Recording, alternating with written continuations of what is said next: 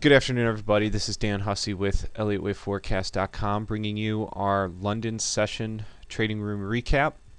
Half hour now after the London close, and we saw a bit of downside for risk appetite there shortly after the U.S. Open. Let's begin with the S&P 500 and highlight what we've been watching. We're still looking for that full 50% pullback we talked about this morning. This morning we were looking for that level down at the 1757 quarters. Now that level is the 1758 half. Gap fill and daily pivots are all right in that support area. So again, still looking for the market to trade down into this figure. I was able to get short the 56s. Whoop. There you go. I was able to get short the 67s.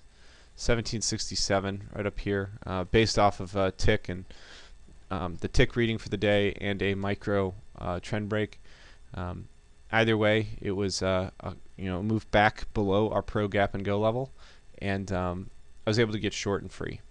That's about it. So looking for downside again into the 59 quarters, where I will. I'm actually a buyer at the 59 figure. 1759 in the S&P. I'm going to be looking to switch long for a move from there for a swing higher, probably just towards the back up to 70s. I'm not looking for this to targets will technically be above prior highs, above all-time highs at a 1775, but beyond that, I'm not looking for this to be a positional trade. It's just an ambush trade in the direction of the trend that can take us up and into new highs. So and seeing as there is a pretty big U.S. news this week, got to trade a little lightly and know where all that is. We have GDP on Thursday and GDP unemployment on Thursday, and then NFP on Friday. So that's really for the U.S. session. That's this trading room is going to probably be pretty wild on Thursday and Friday of this week. Nevertheless, that's what I'm watching on the S&P. Coming down into the micros here, we have a little halfway back short. It's gotten a reaction here at the 90 or the 65 handle. 1765s has gotten a reaction, and downside targets are the 57 halves, which would fill our long, fill the gap, and then we'll see what happens from there. Let's take a look at the euro-dollar trade that we got stopped out of. The extension short that traded once and was flagging twice has finally broken its 618 line. The euro-dollar now has a valid full pullback, an ambush long at right about 135 that could be traded.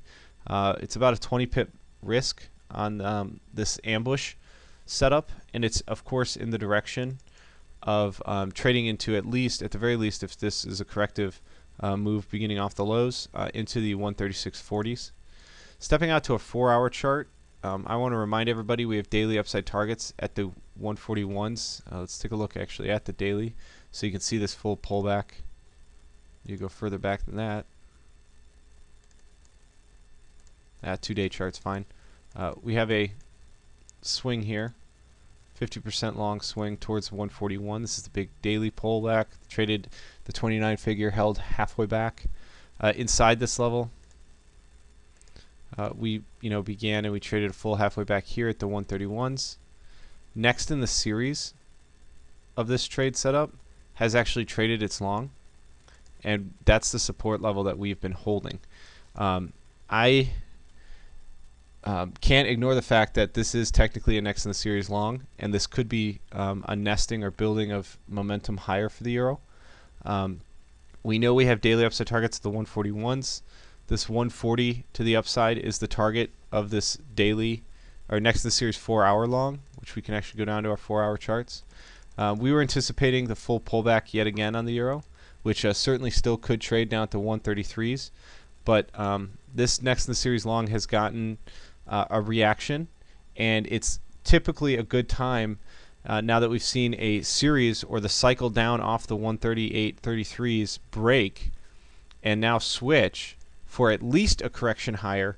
The 135, a pullback now can be bought on the euro and is advisable to potentially take a shot on a positional swing towards 136.40s or even higher to the 141s. It's kind of like an Elliott wave hedge. The idea being that we know that we're going to head higher here in at least a correction. So, the next 100 to 200 pips, if we believe it's going to be up, kind of regardless of whether it's a correction higher or the start of a new swing higher, it's an opportunity for you to actually get into a trade that has the potential to be actually be a part of a leg that could, again, like I said, continue much higher. So I'm watching the 135 ambush long now. I think this is a decent opportunity. The risk reward on it, it's great. And like I said, it's got the potential for it to be a swing towards at least 136.40.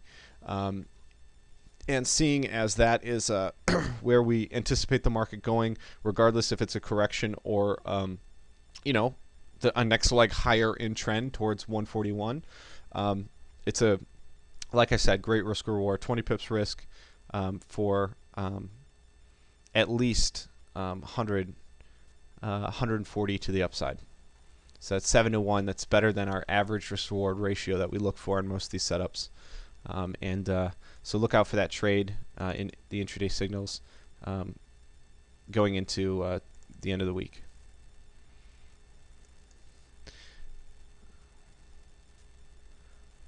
Gold, as we have talked about over the last few days, all I'm going to say about gold right now is it's still between the 132 extension short and this 1306 long. It's the big halfway back long, and the continuation of a 15-minute series of shorts off the highs, and it just hasn't made up its mind. Gold might be waiting for news to move. We know what it can do when it wants to with a news event. I'm not saying that gold is or that we trade gold directionally based on news, but sometimes gold just waits to move for the news. And that's one reason I actually don't like trading it. I don't like the fact that it needs such illiquid market opportunities to move when it does, because I see that as a high risk. Either way, if you're short from the 1320s on gold, make sure you're free. You have your 1300 downside targets, or if you are long in the 1305, 1306 area. Gold has given you every opportunity to get your first targets off here at 1320s. So you don't be a fool. Protect your downside here and get free, and just let it be. Doesn't really matter which way it goes at this point, because both sides have been given the opportunity and participation off their support and resistance levels. Again, above 1324, we see the gold potentially heading higher to 1387, and then below 1290, gold really could get scary and head about $100 lower. So just keeping an eye on gold for now. Let's go to the Euro Aussie now. Euro Aussie continues to hold the Globex short from yesterday. It's defending 6-to-18 lines. It still has extension short above us. Remember this prior extension that traded to its target perfectly. Same anchor, new low. Excuse me. Has resistance at the 142.40. So the fact is that the euro might. It's not much higher, but the euro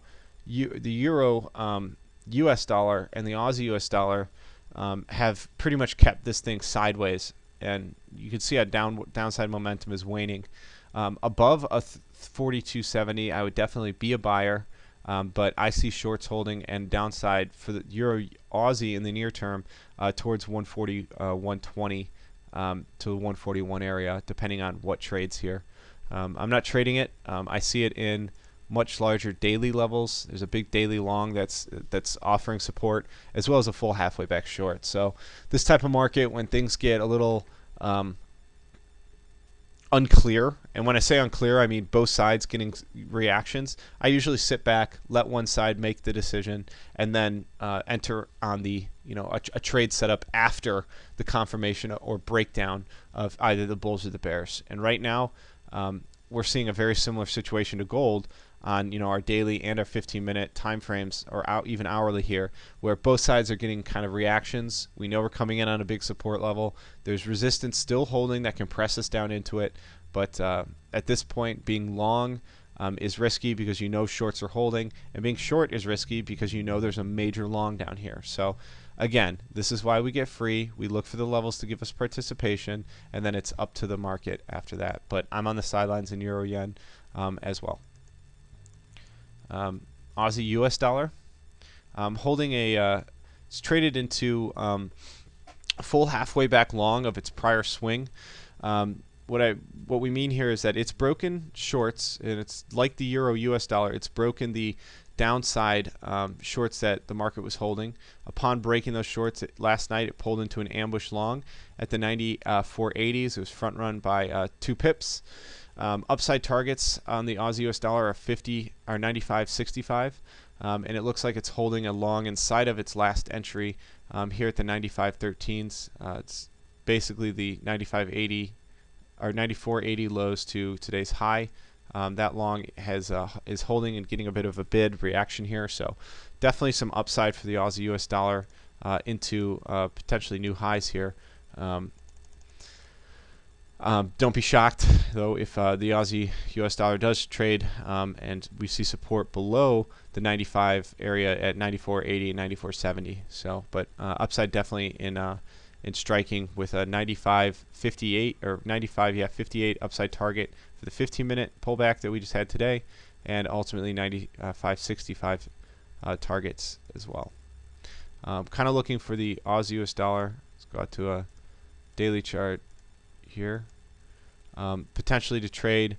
It has traded full halfway back short for the year, but full halfway back short inside of this this level is still at the 58.90. So I would like to see the Aussie trade those levels before we can make a more of a decision for the longer term trend of the Aussie.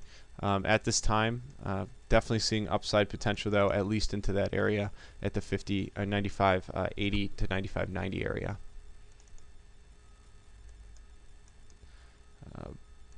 British pound, and then we'll go into our yen crosses.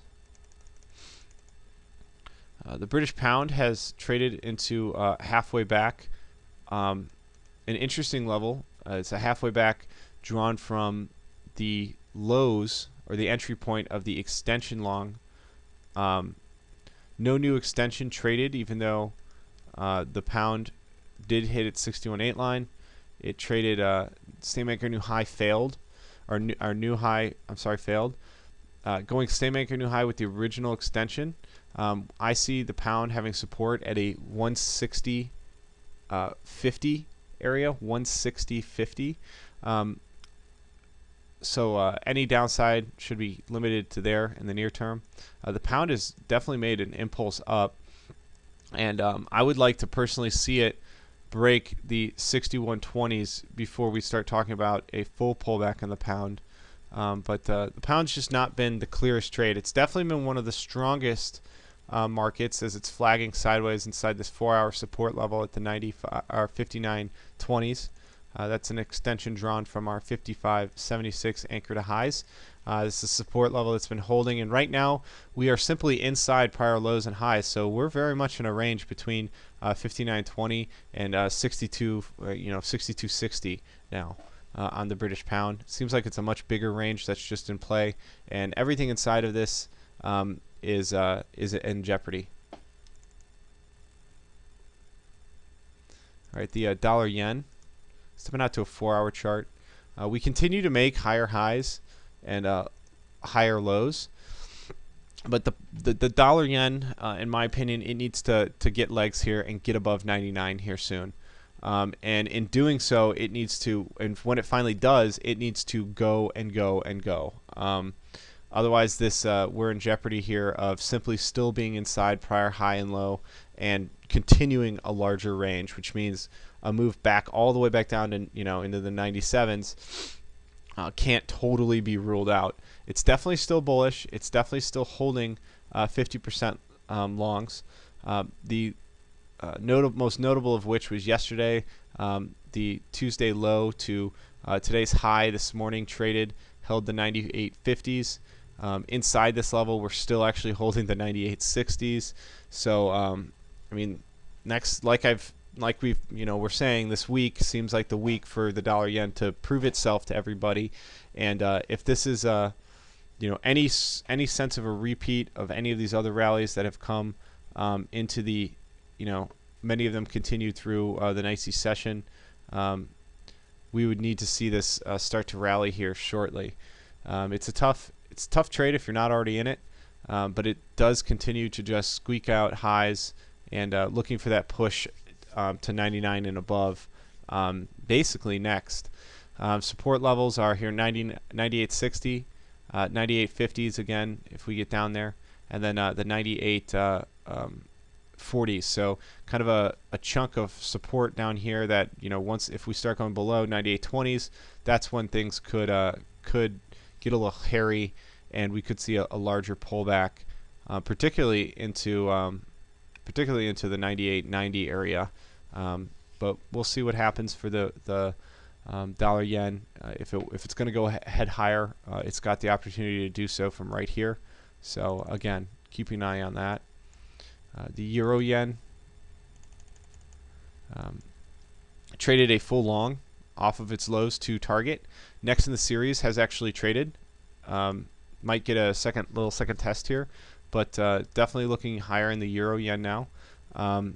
At least into the 134, halfway back short.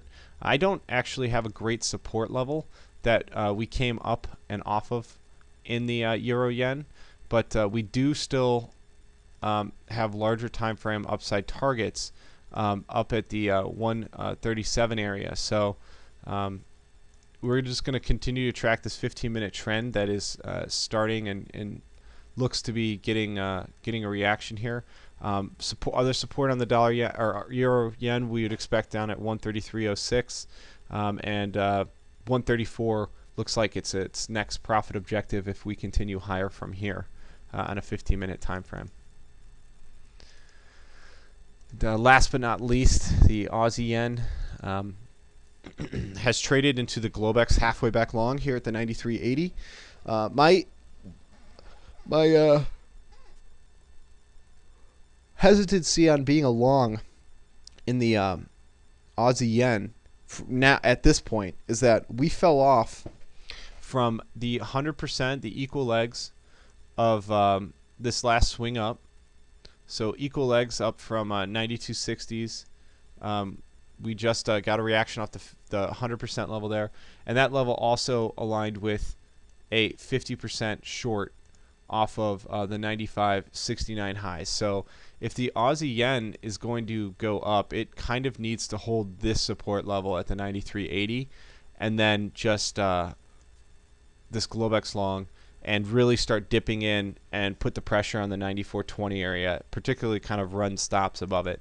Because as of right now, this actually looks like one heck of an opportunity to get short the Aussie yen for a swing much lower.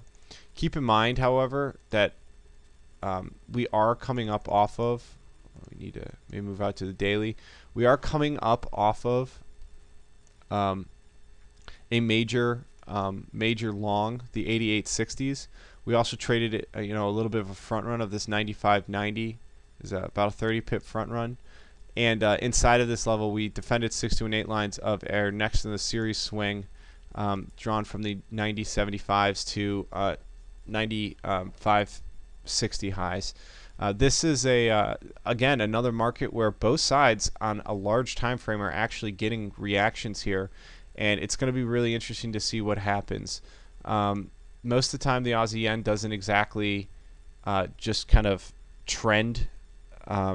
It will trend for a little bit, then it'll go into a long-term correction, and then it'll trend for a little bit. But nevertheless, 93.80s are our support level here. It's also these prior highs kind of getting tested now, broken resistance now being tested as support.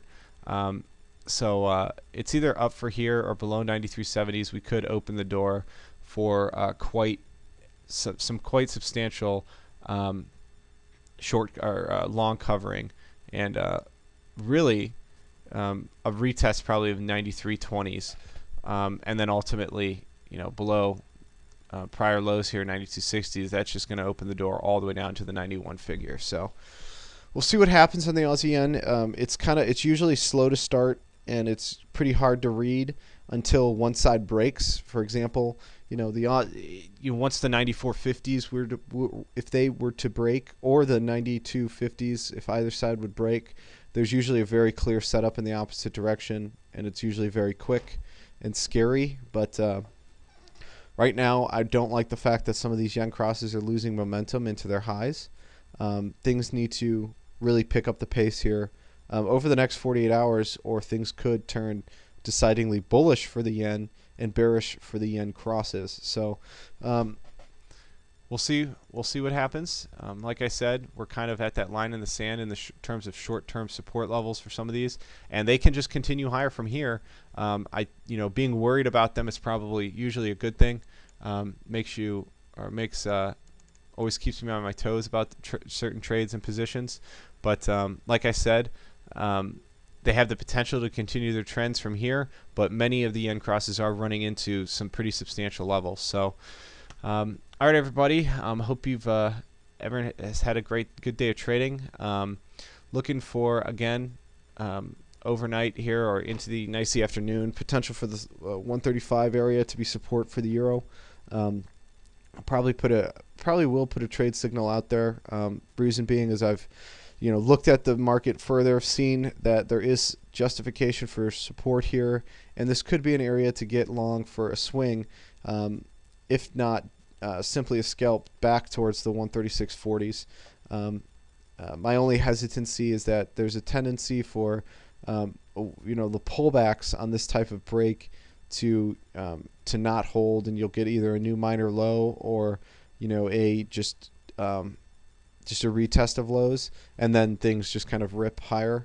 But it's always worth a shot because again, so long as we can get a 20 pip reaction off the level and get free, that's all we're looking for. The question at the end of the day is, will this level give me the reaction I need to get free at the 135? And it looks like yes would be the answer to that question. So have a great day, everybody, and we'll be back with you tomorrow and as price action develops.